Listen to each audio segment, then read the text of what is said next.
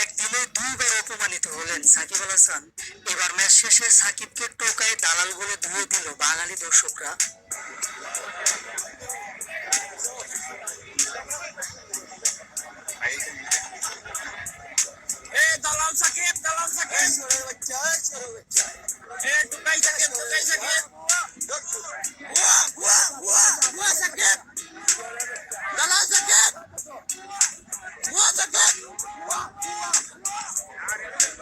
গতকালকে Canada global টি-20 লিগে man of the match হন সাকিব আল হাসান। ম্যাচ চলাকালীন শেখ হাসিনার পদত্যাগের কারণে হারিয়েছেন এমপি পদ। তখন মাঠে সাকিবকে অপমান করেন দর্শকরা।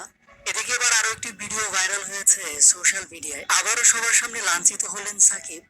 মূলত ম্যাচ শেষে লাগেজ নিয়ে ড্রেসিং রুমের দিকে যাচ্ছিলেন সাকিব। এ সময় সাকিবের উদ্দেশ্যে বেশ কিছু বাঙালি দর্শক গালিগালাজ করতে থাকেন। এ দালাল সাকিব, এ টোকাই সাকিব, বুয়া বুয়া, এসব নানা রকম কথা বলেন। তবে সাকিবকে এমন ভাবে অপমান করলেও তিনি এবার আর কোনো প্রতিবাদ করেননি। তবে তার চোখে মুখে ছিল বিষাদের ছায়া। কোন রকম রাগ কন্ট্রোল করে দ্রুত সেখান থেকে চলে যান। সাকিব আল হাসানের এই ভিডিও